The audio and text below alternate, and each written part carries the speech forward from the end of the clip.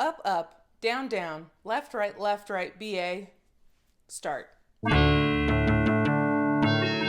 that's how you get ants. The first Prince of Persia game was created by Jordan Mechner and came out in 1989. It's about an imprisoned Persian prince who must escape and rescue the princess before Jafar, the evil vizier, forces her to marry him. It was pretty straightforward. Open the doors, avoid the traps, kill the guards, get to the next floor. Mechner used his brother as a reference for the animation and... yeah, I can see it. Disney's Aladdin looks maybe conspicuously like Prince of Persia, considering some of the changes between the source material and the film. The games were rebooted with a 3D action-adventure game in 2003, Prince of Persia: Sands of Time. It was pretty fun. It kind of took a unique approach to games by giving you an undo button when you messed up. But instead of just giving you an undo button, they incorporated it into the game as a plot point. The popularity of the games persisted and the franchise continued with Warrior Within. It got rebooted in 2008 as Prince of Persia and was followed by The Forgotten Sands. Each installment of the franchise became progressively darker, as you can tell by the cover art. As the series continued, you were forced to develop more and more parkour skills. It was also more puzzle solving than hack and slash. There hasn't been a Prince of Persia game since 2010, and that's too bad. Over time, the franchise has sold as high as many of the other major franchises. Assassin's Creed essentially killed the Prince of Persia franchise, and made a pretty crappy movie too. But it turns out, right as I was making this episode, they announced that they were going to remake the Prince of Persia: Sands of Time again, as if I don't plan these things months in advance. I guess it'd be too much to ask to just make a new game or something. Considering Assassin's Creed is heavily inspired by Prince of Persia, get ready to see a game inspired by a game inspired by a game. But that's for another time. Today we're seeking anything nice to say about Prince of Persia: The Sands of Time. Historically, video game movies are bad. Not just bad in box office performance, but bad in quality. Don't ask why. It's not for us to know why it's so difficult to make something that is successful in one medium equally entertaining in another. Way back in 2004, Jerry Bruckheimer sought the rights to the film.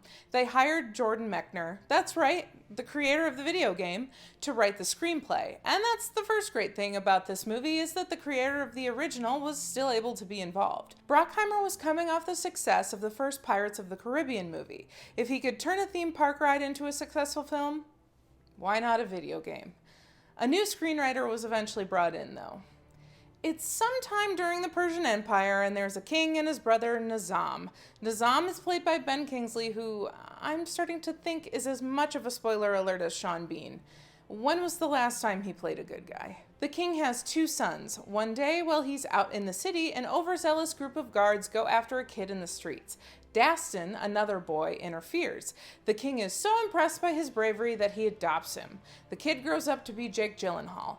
While he's still a prince, he's not really in line for the throne. Tuss is the crown prince, Garsif is the middle child and leader of the army. Outside the sacred city of Alamut, evidence is presented that the people of the city are crafting and providing weapons to the enemies of Persia. Dastan thinks it's a bad idea to attack. He's overruled, so he volunteers to lead the attack. He is again shut down. Garsif will lead the attack. Dastan takes his small company and attacks the city walls while everyone is distracted by the Persian army at the gate. True to the video game franchise, this scene focuses on the acrobatics, agility, and problem-solving skills. It's clear that Dastan has the respect of his men. It's funny and tense. Dastan sort of acts like he's invincible. Have you been drinking?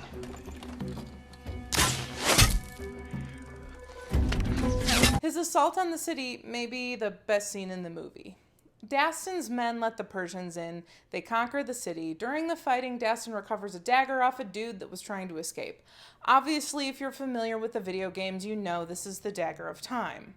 They seize the princess and announce she will marry Dastan to secure the loyalty of her people. She's actually a priestess sworn to protect the dagger, and when she sees Dastan has it, she doesn't really argue about her fate because getting close to Dastan will give her a chance to get it back.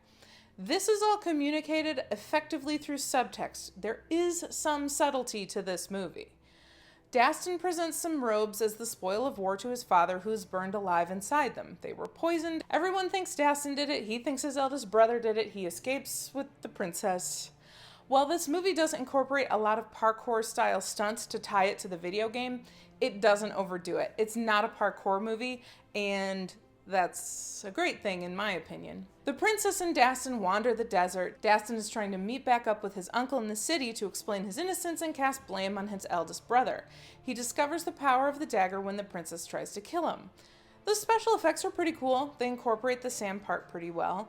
We get an explanation as to how it works, that it can't just use any sand, that it only allows you to rewind time for 1 minute. The only way to refill the dagger is with the sands of time underneath Alamut. The pair is captured by Alfred Molina's Sheik Ammar.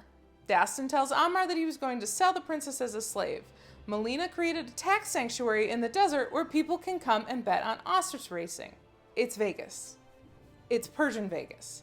Stuff happens. We learn that Nizam poisoned the robe, not Tuss. Now we have to get to Tuss to prove that Nizam is the bad guy. Nizam sends assassins after Dastan.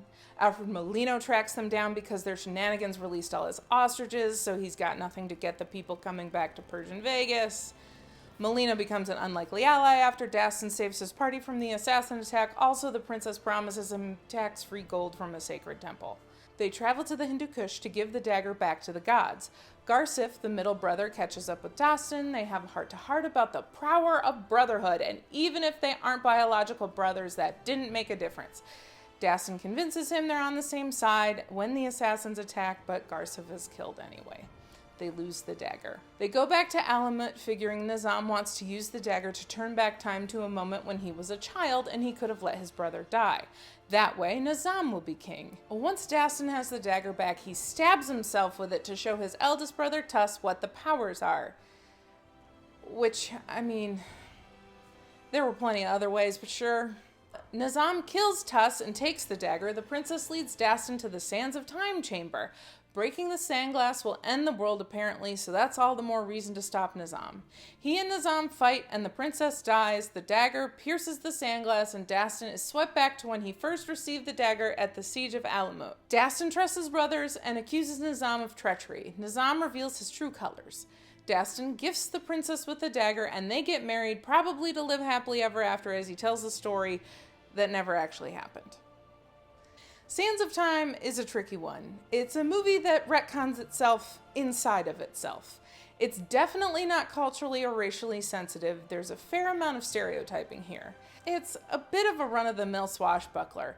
It's not quite as funny or memorable as Pirates of the Caribbean, despite the pretty good performances from the main cast. I mean, Alfred Molina is hilarious and definitely a standout part of the film, but he's no Jack Sparrow and isn't in the film nearly as long, and because the film retcons itself, he never actually met Dastan. The movie made twice its budget, but mostly in foreign markets, which seems to be a trend in video game adaptations. If you're a fan of the games, you'll likely go one of two ways: complete sacrilege, or I see what they tried to do.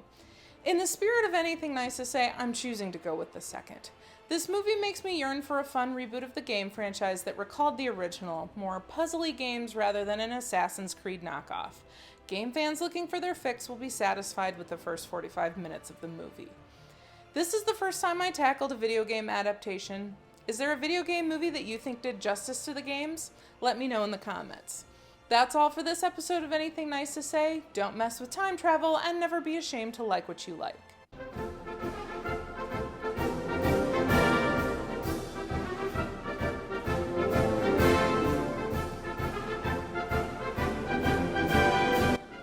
Be sure to like, share, and subscribe. Check out my book, Live Like Legends, on Amazon. Follow me on Facebook, Twitter, and Instagram if you're into that kind of thing. If you have a movie that you would like us to try to say anything nice about, leave it in the comments.